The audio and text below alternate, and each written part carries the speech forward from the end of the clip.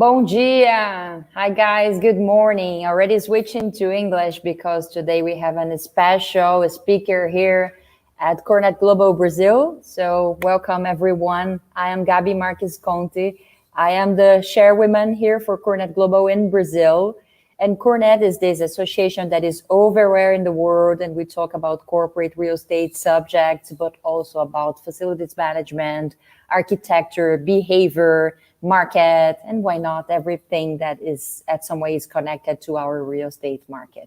So I'm so proud to say that today we have this international guest here that is Flavio Carosselli, but you also will have a special person introducing Flavio and conducting the conversation. That is my friend, Luis Gustavo Campos. Luis Good morning. Gustavo, so great to see you. So great just to see you too again.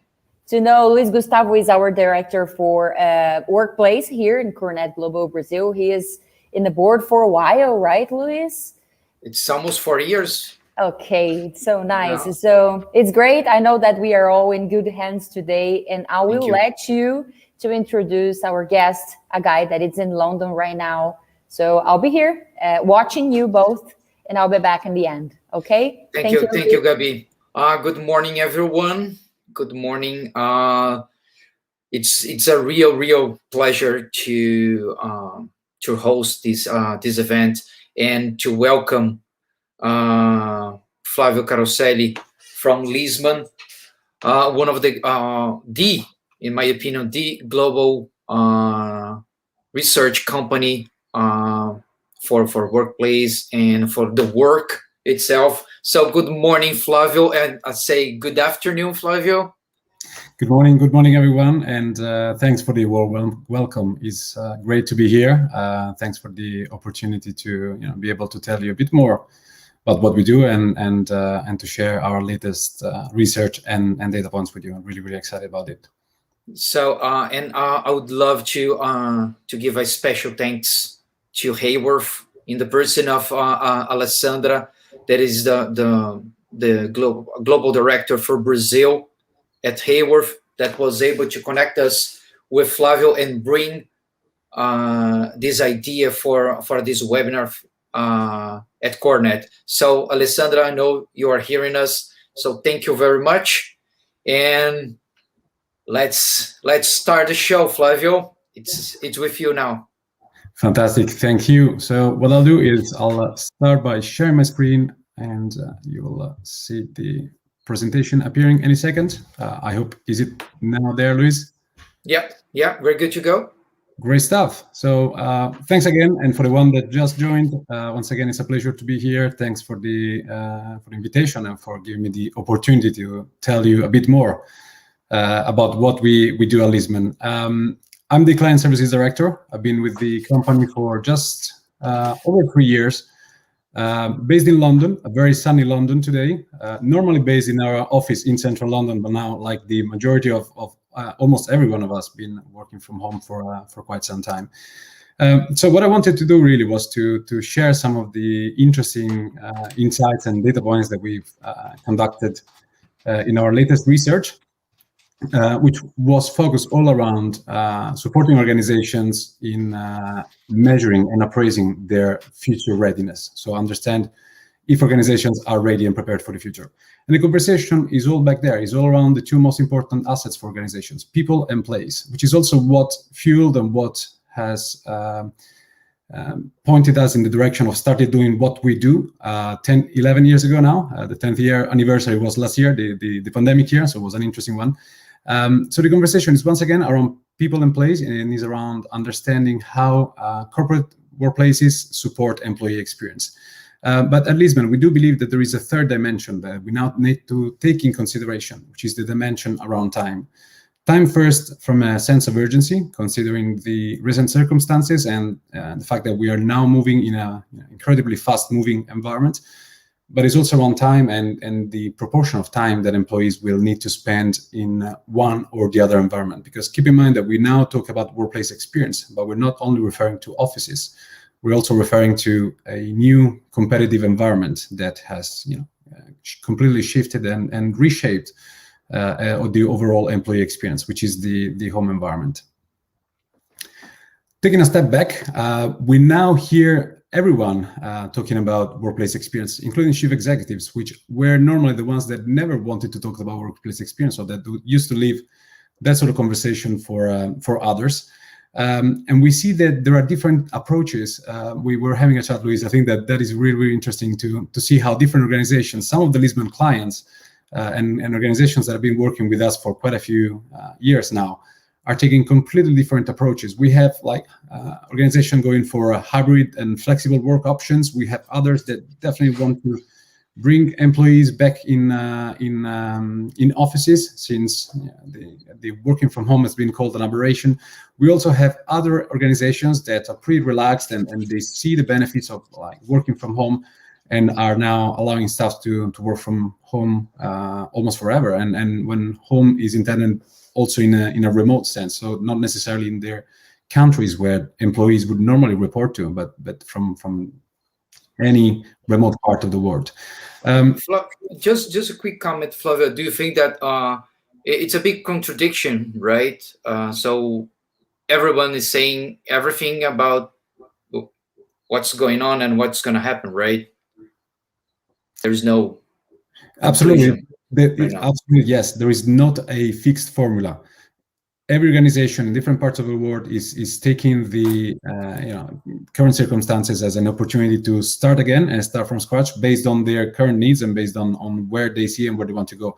And we at Lisbon, we have been in the past 18 months, we focus in supporting organizations and helping them in shaping their future. But I could certainly confirm that based on my experience, there were no two organizations that had the same expectation and the same idea about the future. So it's all around really understanding and taking in consideration a few interesting points that I will share in the next few slides in order to define what the future of each individual organization looks like.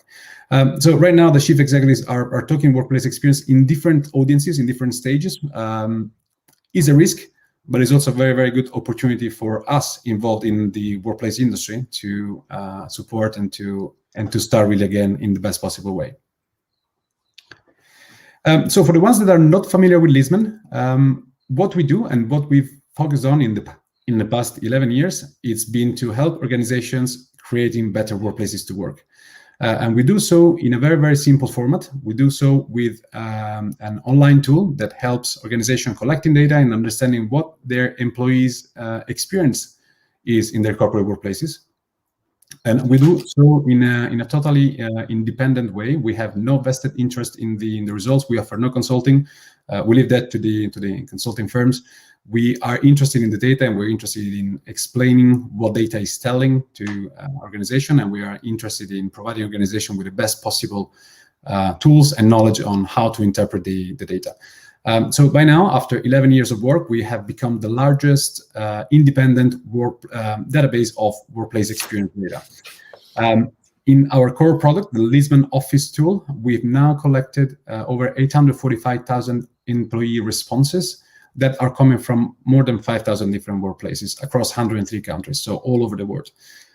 Now, what happened is that last year, like the majority of the organizations and companies worldwide, I must admit, we were not prepared for the pandemic, and we were not prepared for the COVID to have such a big impact in the workplace industry and in what we do. So all of a sudden, we started receiving comments and questions, and we've been bombarded by requests from our clients in the Asia Pacific region that were already ahead of the game in COVID and were already facing the second or third month in the lockdown and dealing with the pandemic. And we started receiving questions and requests about what we had in place to help them understanding and measuring how the home working experience was for their employees. So we rapidly put ourselves into work, and our insight and research team and tech team have been absolutely great in coming up with a solution in a very, very short amount of time, because during the months the pandemic then was reaching Europe and was reaching the UK in particular. So we have then developed a Lisbon home working tool, which is a tool that measured the home working experience. And in just over 18 months, we've collected over 180,000 employee responses in 1,400 plus workplaces in 90 countries. So data we collected from the home working tool is coming from the 4 regions and from all parts of the world. And data that I will be showing today is a combination of the two tools, because what we see that a number of clients and a number of organizations are now into it, and where the demand is going, is about measuring the existing previous office experience and compare that with the current home working experience. And if you collect data on the two environments and benchmark the two and compare the two, is the only way to then plan and shift and set the direction for the future. And take decisions, strategic decisions, based on data and based on the evidence that data is showing us. So once again, on the Office tool, for the ones that are not familiar with the tool, it's a very simple methodology, but quite effective. We have an online standardized set of questions that we have submitted to the over 845,000 response employees that from companies that have contacted Lisbon. The Office tool is composed of 5 main sections. So the first one looks at the activities. We ask respondents to select among a list of 21 activities the ones that are important for them. And then we ask them to explain and to define, based on a fixed scale, how well the corporate workplace supports them when it comes down to completing certain important work activities. We then have a set of mandatory workplace impact statements, 10 impact statements that measure the employee sentiment in a nutshell. Statements are around the sense of productivity, sense of pride, whether the workplace is an enjoyable environment, whether they feel that they work in a strong community. And the combination of these two sections, the combination of the work activities and the workplace impact, is what generates the Lisbon LMI score, what we call the Lisbon Index score, which is just a number that goes from 0 to 100 and is our index to measure the employee experience. We haven't seen any zeros yet, or we haven't seen any hundreds. So the range is somewhere between 35 to 85. The higher the score is, then the better the experience it is. Alongside the activities and impact, we have a set of 50 questions around the overall environment, around the overall physical infrastructure and physical provision that employees experience when going into their corporate workplaces. The first 25 are around physical features. We ask them to define what are the important physical features for them, and then to define the level of satisfaction. And the second 25 are around the services and the service provision. So once again, we use the two dimensions around the importance and satisfaction when it comes down to the services. All of these data can then be profiled and can then be analyzed by different demographic groups. So we have a set of questions that are around the role, the departments, the time of the organization. Clients have also the opportunity to include additional demographic filters if they wish to, and can also add a set of additional questions at the end of the questionnaire. And we've seen that, and I'll show you something in a few slides, that a number of clients have now decided to include a specific question around time. So that goes back to the topic that I mentioned in the first page, the time and the amount of time that employees will desire returning back to the office, and the amount of time that they will want to remain working from home. Again, when over a year and a half ago, we've been contacted by our clients in the Asia Pacific region, we had to act pretty quickly, and we've seen that we had a proven methodology around measuring office experience. We have somewhat replicated that into the measuring the overall home working experience. So the home working tool is designed in a way that we have the same 21 activities. And the reason why we keep the same is because our roles don't change, whether we are working from home or we're working from the office. What it does change is how each of the two environments is supporting the activities. And I'll show you why in a second. And then we have a set of 10 impact statements. We've been able to maintain a couple of them around the productivity, especially. So we're able to profile productivity in the office and provide productivity in the home environment. We have statements around feeling connected to the organization, feeling connected to the company and colleagues and teams. We have connections around work-life balance, a very, very important topic. We're having an interesting chat with Luis and his way to maintain that sort of work-life balance during the pandemic, and we all been almost incarcerated at home for quite some time. So it's something really, really important to be able to then disconnect and have a variety of spaces and being able to do exercise and to maintain a clear division between working time and off time. So the combination of activities and impact is what generates what we call the Lisbon HLMI this time. So the H stands for home. This is the Lisbon index score for the home working experience. Similarly to the office score, the higher it is, then the better the experience with is. We maintain the same methodology and the same framework to support organizations and to make things easier when we look at the data. We then have 11 features, which are a combination of virtual and physical elements of the home working, and we can apply the same sort of demographics questions when we look at the data and we analyze it. So the same filters that we have in the office survey, we can apply it into the home working tool, especially when are used in combination, which is probably the most effective way. So the reality is that the countdown has started. We are somewhat seeing the light at the end of the tunnel. The vaccination programs are ongoing in different parts of the world. In others, we still looking at a clear direction, but the truth is that COVID is not news anymore, and we're going out from the emergencies and crisis management where we started, being 1 year ago.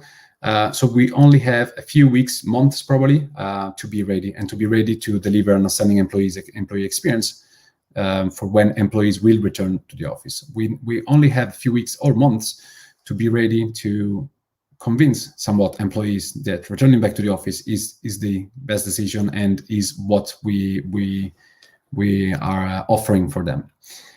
So starting with the first of the main three topics that I'll cover today, which is around people, the most important assets of organizations. And the reason why we talk about people is because we urge organizations to know their workplace why, and to understand why employees may want to return to the office or may not. Understanding why then will support and will certainly define how the place, so how the workplace of the future will have to be shaped and will have to be designed to support people's needs and support people's expectations. Because right now we've been working from home for quite some time, and the office that we'll see when we'll get back to the office will certainly be a different place compared to the one that we left off like over 1.5 years ago. So it's around putting employee purpose first and understanding what they expect and what are the expectations from their corporate workplaces. So in a nutshell, and based on the data that we've collected, just a very simple number that reflects the home working experience score. And the numbers that I'm showing here are the average numbers based on our global data set. At the time, we had over 160,000, and the HLMI was a 74. So just to give you a reference point of what 74 means, looking at the office data, we would consider high performance anything that is above 70 in the Lisbon index score, in the LMI score.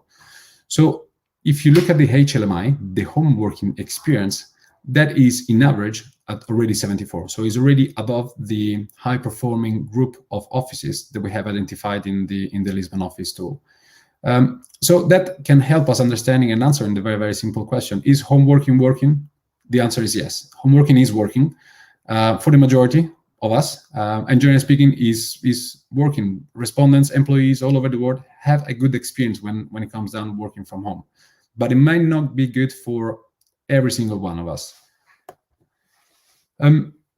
Going back to time, we've had a few clients that now wanted to include an additional question and asking how many days per week the employees would like to work in the main workplace post-COVID. And we had some interesting results over there. 15% said that they would like to work to go back to their main workplace post-COVID 4 to 5 days a week. But then we also had 48%, so almost half of the population, that said that they wanted to go back to their main workplace 2 to 3 days a week. And then finally, 37% selected 0 to 1 day. So 37% almost do not want to return to the workplace post-COVID. But then we decided to take it a step further and to start analyzing that per different age groups. And you will see the age groups ranked from the under 25 to the 55 or over. And if you start reading this bar chart from right to left, you will see how there is almost no difference. There is almost no change in the desire of returning 4 to 5 days a week. But their big change is around the need and the desire of returning 2 to 3 days a week. The under 25 group has a 55% proportion of desire of returning to 2 to 3 days a week compared to the 55 or over with a 43%. And similarly, the 55 or over have a bigger proportion of employees that do not want to return to the workplace, or they just want to return for just 1 day a week. So that is a very, very interesting indicator, and already defines what the office purpose is, and how different generations may see the office in a totally different way, and is delivering different experience for them. For younger generations, it is certainly a place to see and be seen, is a place where it's possible to interact with colleagues, is a place where it's possible to learn from others, is a place to really have a social gathering and to have some fun. And that also comes into play when you look at the settings and the spaces that are available to the different organizations or to different generations. Because younger generations in different parts of the world, certainly here in London and in the UK is the case, are those that end up like sharing a space and renting a room and sharing with other people around. So their home working experience might not be as good as the ones from a 55 or over that has been working their entire career, and they're now in a position where they are able to benefit from a dedicated space or section when it comes down to home working. And then we look at the proportion and the days per week, the intended days per week to return to office with the combination of the home working experience. So you have the bar, the HLMI bar that goes from 60 to 80. Once again, the higher, then the better the home working experience it is. And it comes as no surprise that when we have a high home working experience, so anything that is around the 80, then is where respondents that define that they want to go back to their office just 0 or 1 days a week. When the home working experience is not great, so you're looking at the left end of the home working experience bar, so the 60, is when the employees are desperately waiting to return to the office 4 to 5 days a week. And here is where we urge to offer something for them which is ready and that really meets their expectations and can cater for their needs. So early in actually last year, in December 2020, we have developed a very quick and effective 4-point action plan, which aim at understanding a bit more who should return to office and who can continue working from home in a productive way. And that 4-point action plan helped organizations in kind of like starting profiling their employees and understanding where they need to intervene and where they need to make the experience better for those that can remain working from home a bit longer.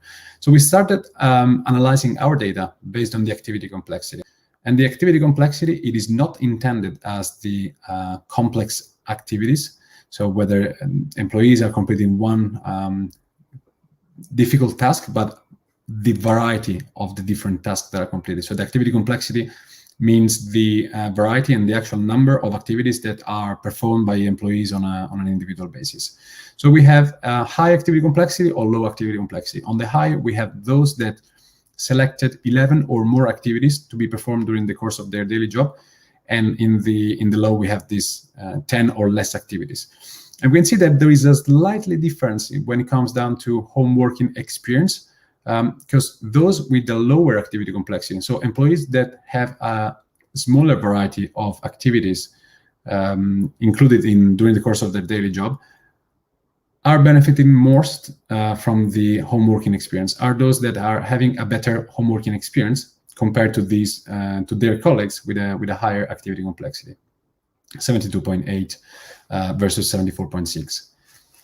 The second step is to really take in consideration and understand a bit more about what are the important activities and what is the ratio between individual and collaborative activities that are involved. Generally speaking, we've seen from our data that the home environment is best designed to support individual or highly individual activities, while the office is, generally speaking, more supportive towards collaboration or collaborative or highly collaborative activities. And here we can see that the gap and the difference is a bit higher than the activity complexity. We see that employees that have a range or a ratio of mainly collaborative or highly collaborative activities are having a less positive experience when it comes down to working from home, while their colleagues and their peers that are in the need of concentrating, completing focus work, really completing individual or highly individual tasks have a better experience when it comes down to working from home. And third, the homework settings. In this sense, data is showing us something completely different from what we had seen in the past 10 years from the office data, where we've seen employees that were satisfied of their office settings, even when they were working from a flexible, non-allocated workstation, when they were working from open plan and unassigned seatings. When it comes down to home working, then the story is slightly different, because we have a need for having a dedicated workroom or office. In fact, you see that the gap between those with no work-specific home location, 66.7, compared to the third group, which is the ones that can benefit from a dedicated workroom or office, is certainly worth considering. The fourth point of the 4-point action plan is around the office, so what the office has to offer. Well, we'll keep that for later, and I'll show that more in details in the next slides. So from our data, we've been able to understand and to gather some positive and some negative about the home working. Around positives, around the activities and around what is working when working from home, we certainly had positive grade scores about access to information. Productivity seems to be higher when employees feel that their home environment enables them to work productively, and the agreement to that statement is higher than what we tend to see in the office. Individual focused work, planned meetings, and video conferences. But it also offers some challenges and something that we need to keep in mind, which is around mainly collaboration, but also around the knowledge sharing, knowledge transfer with colleagues, feeling connected with teams and with the organization, and the element of informal social interaction is something that we are missing out quite a lot when we look at the home working experience. So generally speaking, there are some things that are working really well, such as the access to information, but then it comes down to having to share that information with your colleagues, having to share that knowledge, having to transfer that piece of information, and the challenges when we're all working remotely and we're all dispersed are coming into play. And similarly around the productivity, we can be productive individually, but then the collaborative productivity is slightly more complicated. And then the support around individual focused work and individual activities, which is great, but then the support for collaborative activities is where we still need to get used to in being able to collaborate in an efficient and effective way when we're all working remotely and dispersed. So if you want to really understand and take a step back and look at the overall employee experience now, and to assess whether your workplace of the future is ready to host employees back, and who should definitely come back, then the first steps are to consider the activity complexity of employees, to then understand what is the ratio between individual and collaborative needs, and then to take in consideration what settings do they have available when it comes down to working from home, and then apply that into the office environment and understand what the office has to offer for them and what we can do and change and implement to make sure that they will have a great experience when returning, and they won't have the need of remaining working from home for longer. And with that, talking about office, we can move into our next topic, which is around place, is around knowing how a workplace works and knowing whether the workplace helps to get things done. Because we know that there are a big range and a big number of average workplaces, but employees will not return, or don't want to return to an average workplace. They will want to return to a workplace that really caters for their needs, and a workplace that is really offering them something different and something more beneficial, more effective than the experience that they have been having in their homes for the past year and a half. So looking at the data, we start with the global home working average, HLMI 74, and we compare that with the Lisbon office global scores. And the LMI is at 63.7. So between the two environments, the average scores of the home working are definitely better than the average scores of office. So if you are expecting employees to return to an average place, to an average workplace, to an average office, then it's probably some hard and complicated discussion that you may need to have, because employees simply won't be willing to return to an average workplace. looking at the productivity statements, we do have a statement in both tools that ask employees how well they agree that their office or their home environment enable them to work productively. And we start with the Lisbon Office Global this time, where we do have a 64% agreement that their office environment enabled them to work productively. And this is based on the data set that we have collected up to the close of 2020. If you then compare that with how their home environment enable them to work productively and to be productive, we see how you have almost 20% increase in the home working agreement with the same statement around the productivity. So if you want to understand more in depth around the offices and the difference between the average office and the home working experience, then you may want to have a look at how each environment supports specific and critical work activities. We won't get into the details of every single one of them, because the trend is pretty easy to be understood and to follow. So if you look at the home working data and the range of support for the following activities when it comes down to home working, and compare that with the Lisbon Office global data, so the global data collected from the support of the same activities in the home environment, then it's pretty easy to understand where the crossing point is.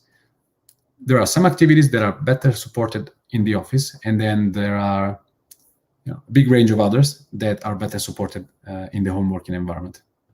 More in details, you can see what's worked better in an average office, which are the 4 activities that you see listed here. So hosting visitor client customers, informal social interaction, learning from others, and the use of technical settings and technical specialist equipment. So once again, it comes down to the element of collaboration and the element of benefiting from a space where you're able to interact with others. But when you look at the activities and you want to understand what works better at home, then pretty much all the rest, including the collaboration on creative work, collaboration on focus work, certainly the individual focus work, group meetings, individual routine tasks, and so on and so forth. So there is a big gap right now between the home working experience and the average office experience when it comes down to the activity support for employees. So we take a step back and we compare the LMI from the home working data with the LMI of the Lisbon Office global data, and we wanted to introduce a third dimension, which is the Lisbon Plus group of buildings.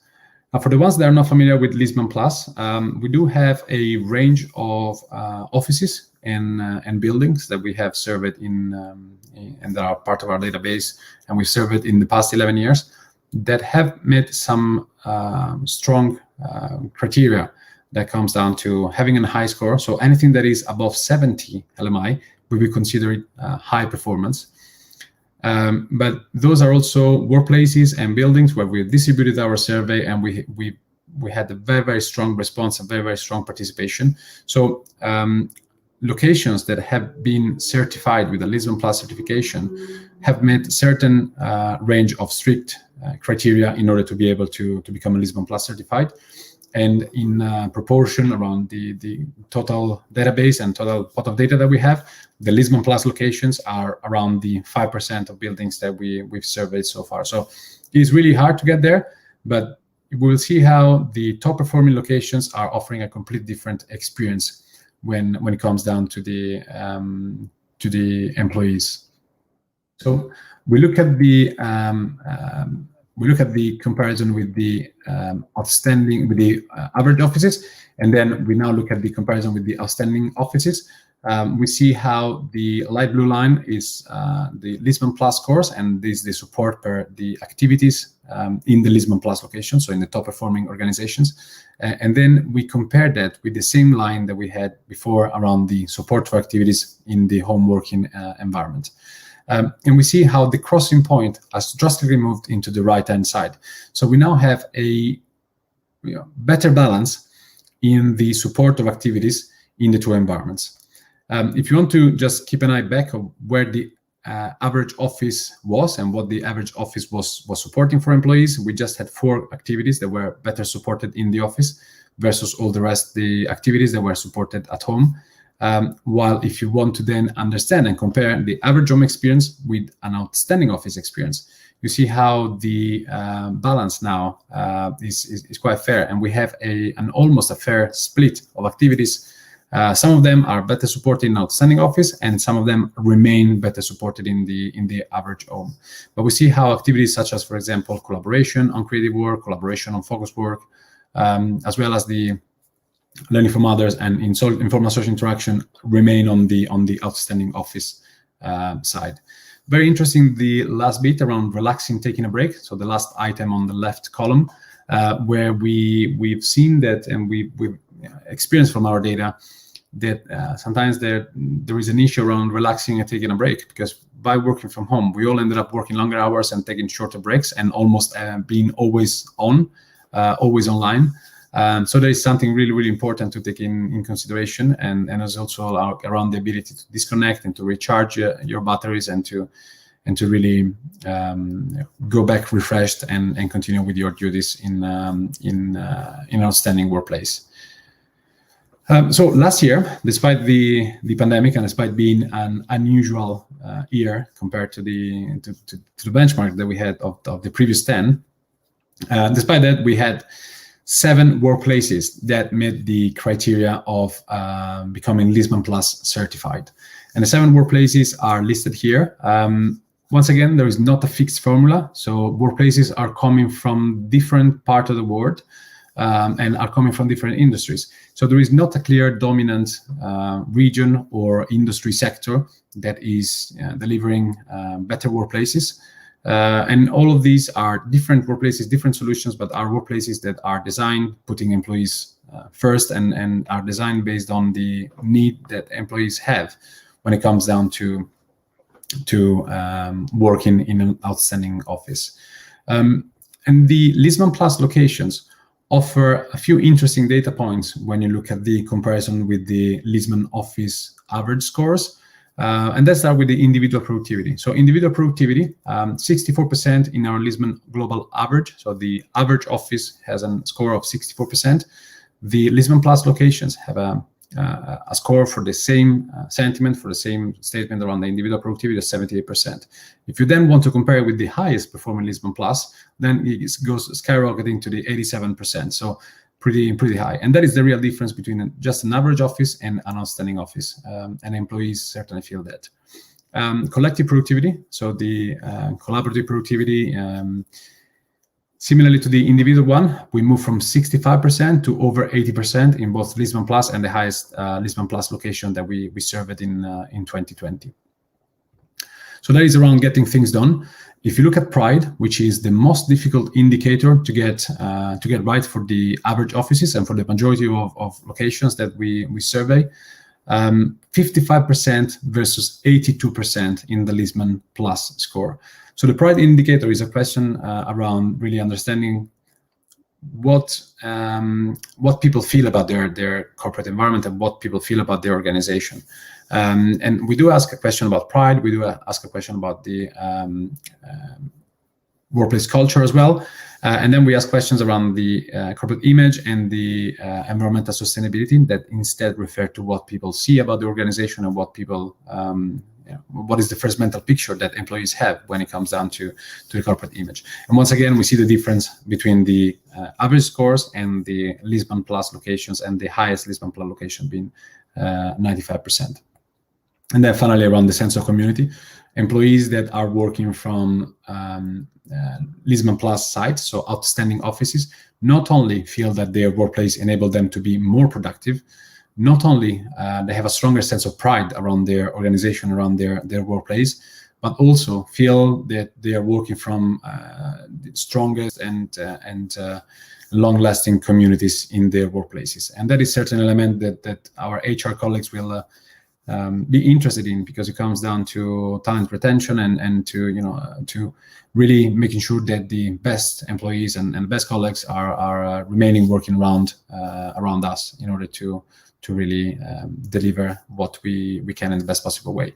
And the last bit is around the enjoyable environment to work in. So 61% around Lisbon Global, 93% the highest performing site in 2020. With the average of Lisbon Plus being around 80%. So all the indicators around employee sentiment are better defined and better shaped in the Lisbon Plus locations. But we wanted to understand why, and in this case, we take a step back and we do not look at the activities, but we look at the physical features. So we look at the satisfaction with the physical environment, with the physical provision that Lisbon Plus employees have agreed to have in when the survey was submitted to them. We see how the Lisbon Plus line, so the light blue line, score for satisfaction is higher in all of the elements, and it starts with the big section around variety of different types of workspace. So Lisbon Plus locations offer a big variety of different types of workspace, and certainly there is a different level of satisfaction with such variety. Having the right variety in the workplace can support up to 12 different activities. So it also comes down to having the right space, the right settings to be able to perform the activities that we are required to do. I won't get into much details for the rest of the features because the results are pretty much self-explanatory, as we have scores that are over the top. But the interesting bit, and it's probably one of the big drivers for outstanding home working experience, is around the noise levels that we experience when we are in the office. You'll see how the average scores are at 30% with the noise levels. Even the best possible workplaces all over the world are struggling with noise levels and are somewhat having difficulties in providing that the sense of acoustic privacy that we will all need when it comes down to being able to focus, to concentrate, but also to complete activities such as conversations, such as having confidential discussions with colleagues. And that's one of the reasons why, to that regards, the individual activities are definitely best supported in our home environment, because there is where we are really able to concentrate and to focus in what we do and in our tasks. So just to take back where I left off around the sentiment of individual productivity, so the workplace, whether it's the corporate workplace or where is my home working enable me to work productively, we had an 83% versus 64% in the average office. But then if you look at the average score for the Lisbon Plus locations, then we are heading in the right direction, and that's really the point about wanting to return to office. You may want to return to an office that it provides you to be equally productive or more productive than what you've been in the past year or so when you've been working from home.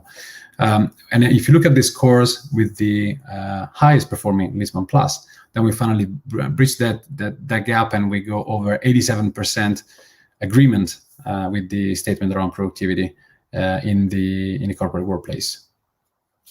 So just to recap, if your office is outstanding, then there is a big range of activities that are best supported in the office compared to home.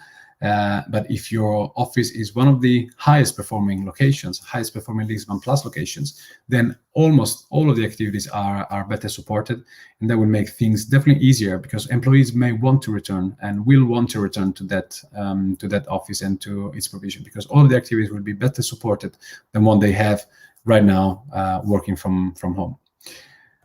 As a different matter of comparison, just to really stretch the importance of delivering outstanding office experience, which is the light blue line, when you compare that with the outstanding home working experience, so with the best possible home working experience data that we have collected so far, still the outstanding office is on a higher range of support per the 21 activities. So the outstanding office is even better than the outstanding home working experience, generally speaking, in the data that we've now collected. On the other side, going back to where we started, if your office delivery, if your office is poor and activities are under-supported, then we cannot expect employees to to have the desire of returning back to the office, because all, or at least the vast majority of their activities will be better supported in the home working, in the home environment. So it's all around really considering and taking in consideration around what is the support level of critical activities for your employees in the office, and how the home environment is supporting them to complete the same activities. And if you want to compare that with the outstanding home working experience, you see how the stretch and the different level of support is even the gap is even larger when you look at the outstanding home working experience. Finally, we also wanted to be fair, and we also wanted to look at the poor home working experience, which in this case is the new yellow line that you've seen here. So if the home working experience is not great because of a number of reasons, because we're looking at employees with a high activity complexity, or employees with highly collaborative activities, or the lack of the right settings when working from home, then returning to the office, even if it's an average office, will certainly bring some benefits, and will certainly bring some increase in the scores of the satisfaction per activities. So based on that, and looking at office, we now have 4 different strategies that have been implemented. And we have the two opposites. We have remote first, so companies that are now focusing and they're wanting and they're talking about leaving their employees working remotely almost forever. And we have the polar opposite, which is office first. So we have companies that are focusing all of their efforts and the energies into bringing people back into the offices. There are pros and cons for the two of them. It comes down to work-life balance. It comes down to the range of activities, how many and what kind of activities are completed. And it also comes down to the settings that are available for employees in their remote locations versus what they can benefit from the offices. I guess that we all, I certainly do, miss my ergonomic office chair. So during the time, I got myself a new kind of like setting, and I've been got used to the solution that I have right now. But still, the few times that I came back in the office when the restrictions allowed to do, I could experience a different level of experience once there. And the two middle solutions and two middle formulas are kind of like hybrid solutions. The first one that we've highlighted is around a mix of home and office, and that works for those that have the right settings when working from home, and can decide and can choose where they want to complete certain activities. So whether you have some collaborative needs, so you may want to consider going to the office, or if you have to concentrate and to complete some individual focused tasks, then it may be worth remaining working from home. And the second hybrid solution is for those that do not have the right settings when working from home, and it offers the inclusion of a third space, so like other spaces, other offices, co-working spaces, client spaces, or simply cafeterias or bars, or like hybrid places that can be used for working in different sections of the day. Once again, there is not a fixed formula, so it's all around like finding the best and fine-tuning the employee needs for the defining the best strategy and the best solution going forward. So that leaves us to the third and final topic that I wanted to cover with you today, which is around the element of time.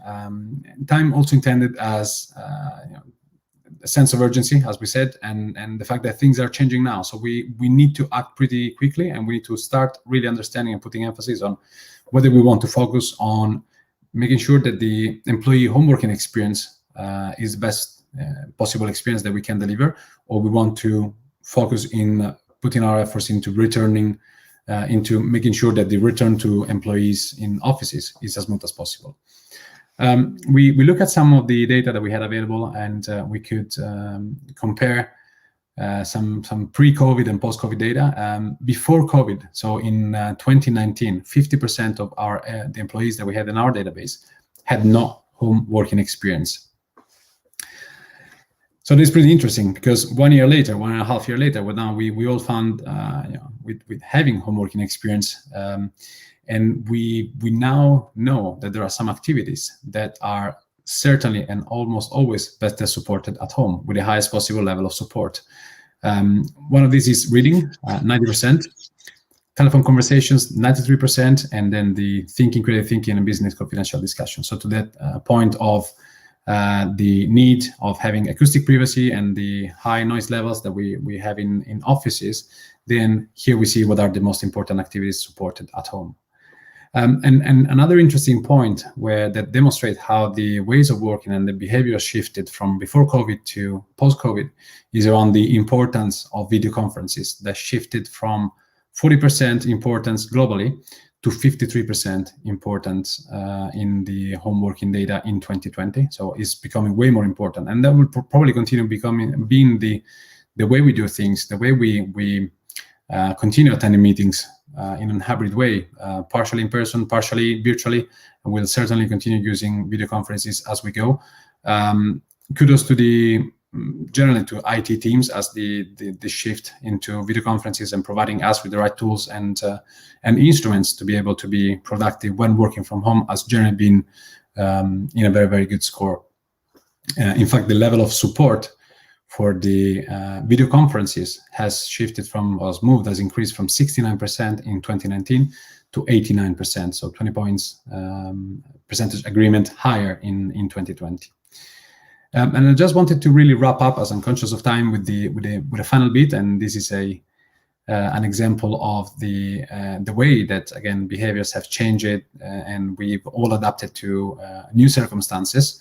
So back in 2019, we had 42% of employees that could benefit from dedicated workroom or office when working from home. And then we had 24% that had a dedicated work area, but not separate room. And if you look at the same data for the homework in 2020, there's been no change in the proportion of employees that can benefit from a dedicated space when working from home. But there has been an interesting change of the ones that created and they carved out their own spaces and created their own dedicated work areas, even if not a separate room, like is what I'm doing right now here in my living room. 24% in 2019 compared to the 31% in 2020. So employees that could benefit from a dedicated work area and could use a specific settings when working from home. And the last bit is really around a case organization. So is a case study from an organization that has used our tool and included the additional questions as, in the future, how many days per week would you prefer to work from your main workplace? And the range was from never to always, with 0 to 1 days, 2 to 3 days, and over 4 days. And what we've seen is something that I personally believe that is really, really interesting and really defines the correlation of experience between outstanding office experience and home working experience. You have the 3 buildings that we surveyed, building 1, 2, and 3, listed from the highest office score, the highest LMI, 79.3, to the lowest LMI. In the highest one, so building number 1, you can see how the desire to return for working 4 days a week or more than 4 days a week or almost always is incredibly high. So employees that have been working from home, but they know that there is an outstanding office waiting for them once all of this is going to be over, will definitely want to return and will definitely want to go back experiencing the office as they left off. And then the opposite example, which is building number 3, is a building that is underperforming. So there is a building that is not delivering the outstanding employee experience that we would expect. And the majority selected 0 to 1 days and 2 to 3 days per week about returning working in their main workplace. And that leads us to the remaining bit, which is just the structure and a breakdown of the distribution of the workplaces that we surveyed with 50 respondents or more. And just the 3% were in the range 80 to 89, but 21% were in the range 70 to 79. So overall, 24% of the workplaces that we surveyed were outstanding workplaces. But that leaves us with a good proportion of 44% plus, if you look also at the ones that are in the 50 to 59 range, that are currently not delivering outstanding employee experience. So in terms of numbers, we know that globally, 76% of respondents do not have an outstanding office or experience. And most of them, like majority of them, may not want to go back to the office. So they're experiencing more. And that's why we suggest go big or stay home, because it will be certainly hard to make employees move and go back to the office if the experience is just an average experience. So we've offered a few tools and resources that are fully available on the Lisbon website under the research section. And it's a kind of like recap of the 3 topics that we covered. So putting employee purpose first and understanding why employees may want to return to the office. Go big, or the risk is that employees may want to stay home will be pretty high. And certainly we urge and we need to make changes now as we go. And that was it for my presentation today. Thank you for your time and for your interest, and I hope that you found it beneficial. And I will then pass it over to the colleagues at Corenet and stop sharing at this point. So if you guys have any questions, feel free to ask now, or after the comments out, Corenet and Hayward have my contact details, so I'm more than happy for this to be distributed along and ask any questions as you want. Flavio, thank you very much for the presentation. I was collecting some information and some of the discussion here, and it's a lot of information. Some of them we are experiencing ourselves. And my first question to you is about time. So we were in a discussion here, people saying that I cannot concentrate, I cannot have time enough to do everything that I need to do in one day, in one working day. And sometimes I feel that I'm stretching my hours to get the job done, even because of distractions or anything that is related to not getting the job done, right? So the feeling is that time is something that is passing too fast, and we are creating an overwhelming sensation and an anxiety of not needing to get them into the weekend or late hours to work. What is the feeling that you get you could get from your research and with the interviews about people feeling that way, or their feeling of time? That's an interesting question. We do not ask a direct question about time, but we've seen from our data that data is telling us that we sometimes there is a lack of support in the relax, taking a break activity when it comes down to home working. That's because we all end up working longer hours and taking shorter breaks. We have the need of being always on. It may also be because of the fact that employees right now feel that it is important to be able to decide when to work and where to work, so that there are different schedules and different timelines right now when we work from home, and the fact that we all expect to be always on. But it's an interesting point, and it comes down to the fact that when you work from home, it is way harder to create a separate line between your working time and your time for yourself and your own time. I personally experienced that a couple of weeks back when I went to the office, and I was just by myself, so almost no changes with my home working experience, with the difference that here I have my partner here. But when I was in the office, I sensed that element of like feeling productive, and I got so much stuff done in just half day in the office that I could switch off the laptop and return back home without having the need to start over again in the night. So around the benefits of also going back to offices, we need to consider the impact of work-life balance and the ability to switch off when it comes down to having to recharge your batteries and go back working when you are productive and effective and you are fully recharged.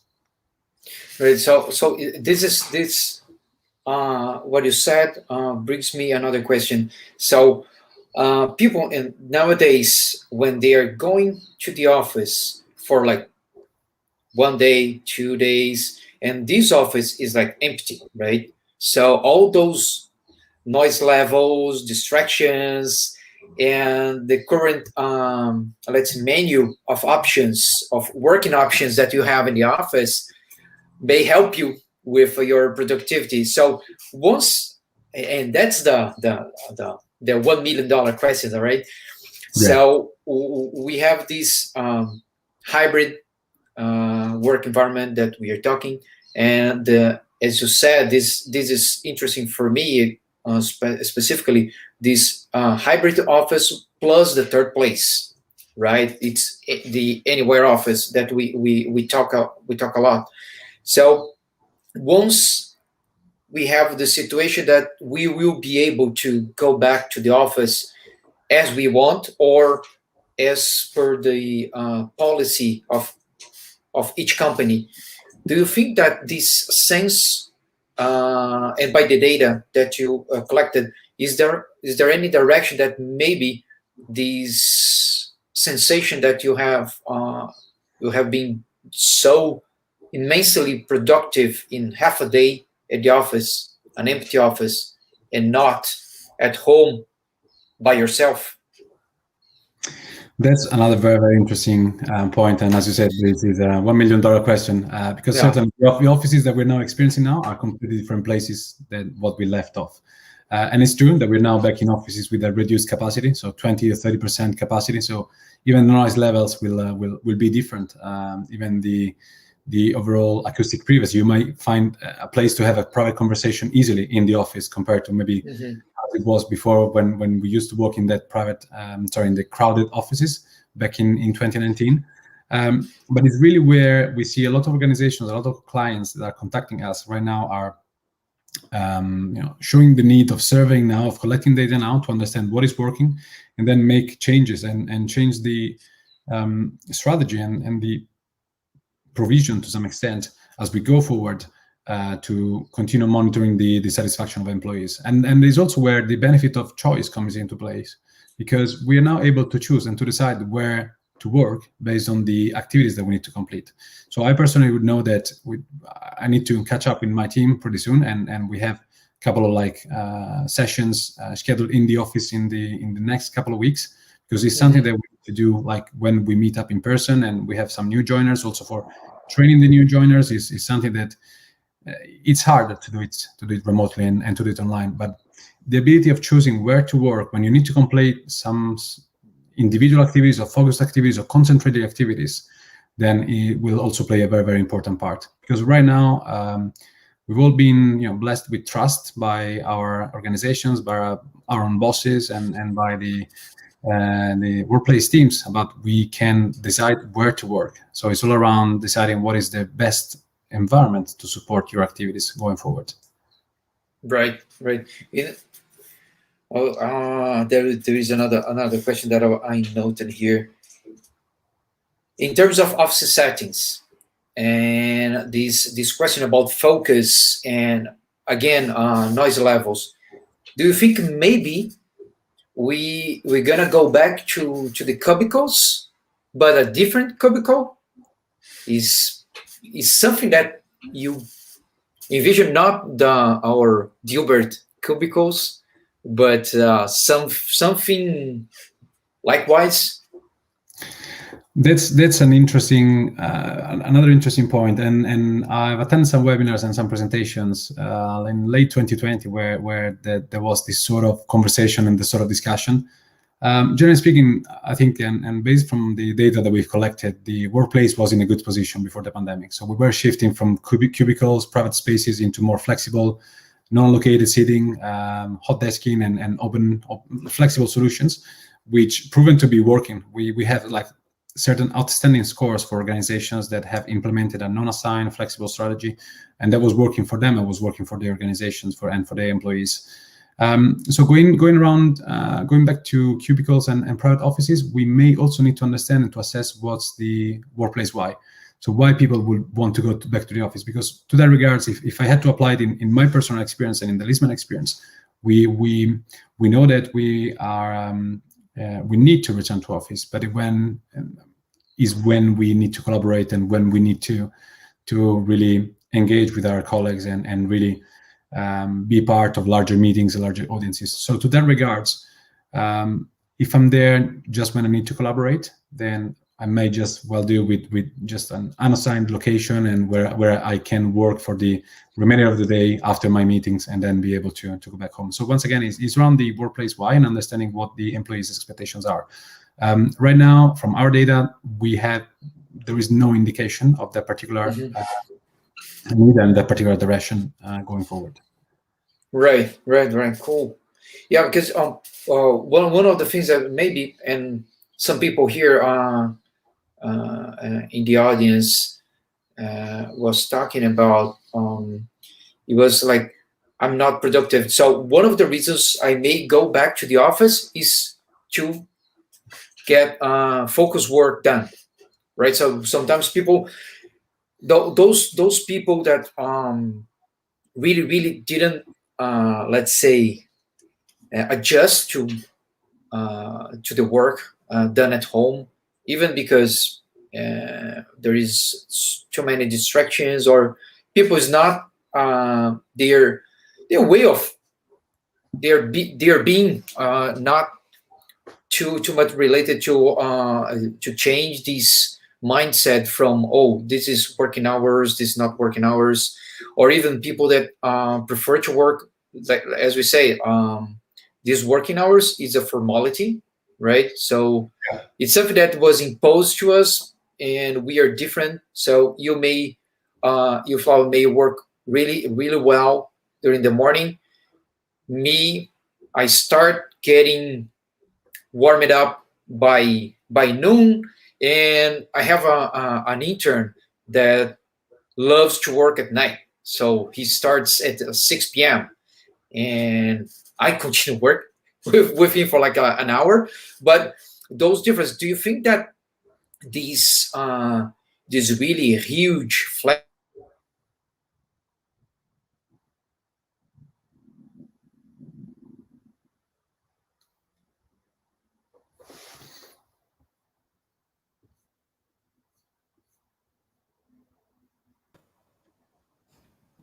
Oi, Flávio, acho que I'm sorry, Flávio. I think we got Luis freezed. Okay, So that's right.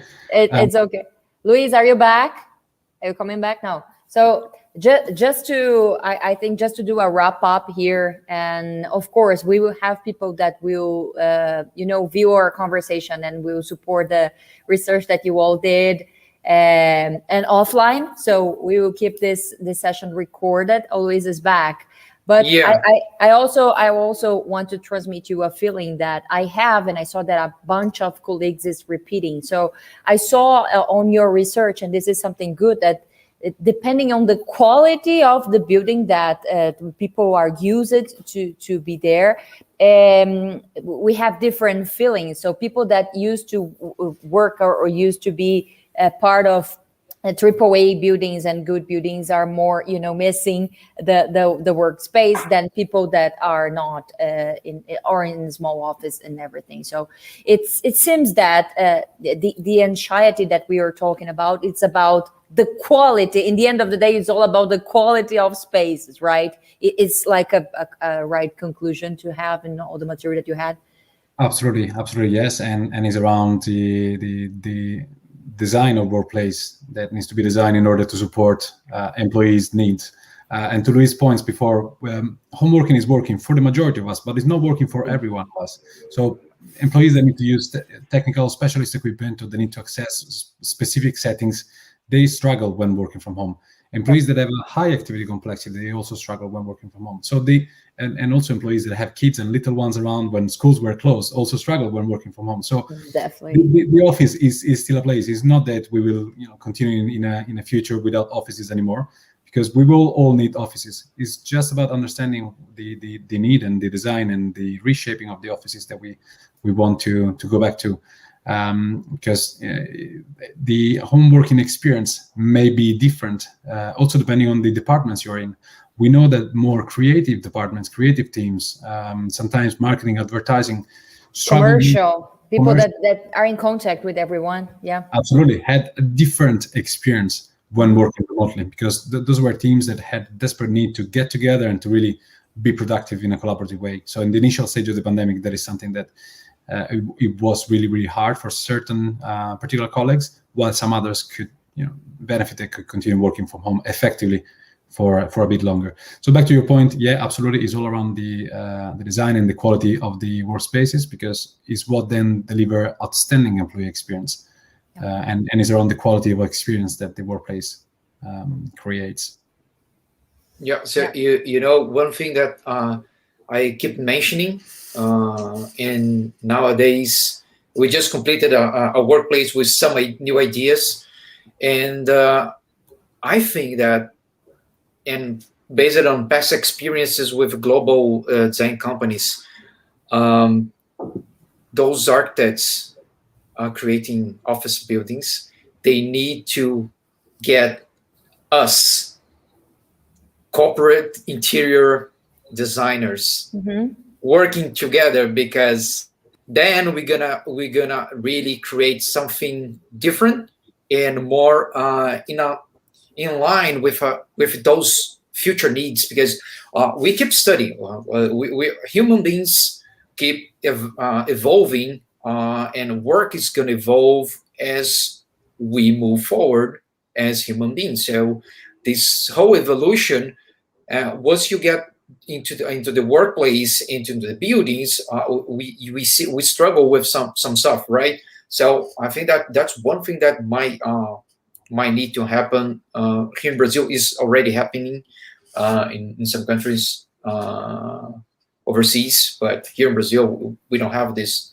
And there is an idea here that we're gonna talk to you, Flavio, maybe next week.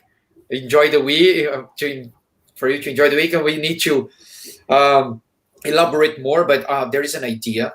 But Brazil is something. It's a country that it's really in baby steps into the workplace.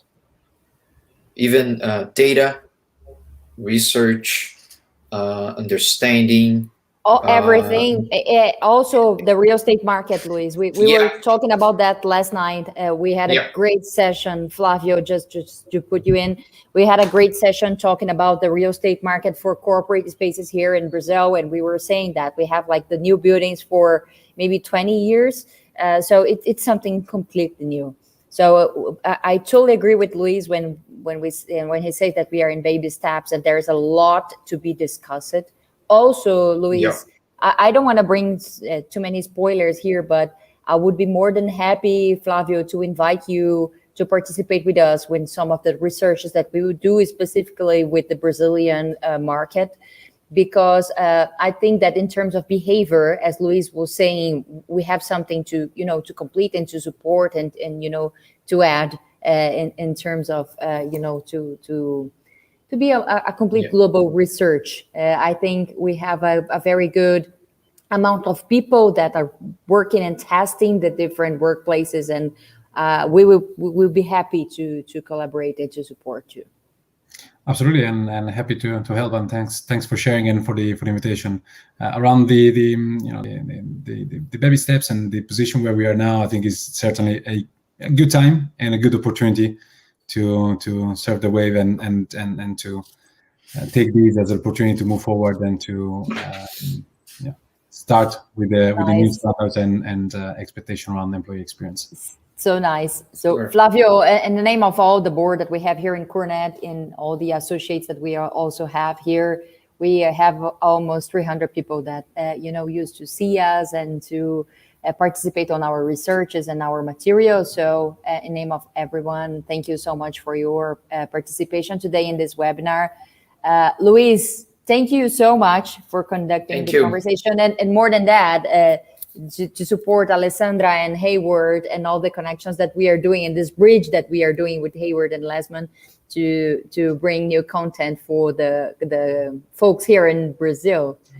That's it, guys. So Flavio, I'll be more than happy to invite you for another session. So invitations online. Okay, great. Thank you very much to you and Hayward for arranging. Thank you.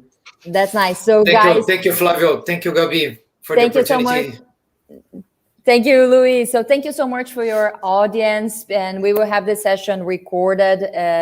You can check the numbers later when you be able, but also we will share the material with all the associates. If you are not part of Corenet Global Brazil, just try to contact us by all the social network here, Facebook, LinkedIn, and Instagram, and see you on next session. Of course, that people are preparing something good on our agenda.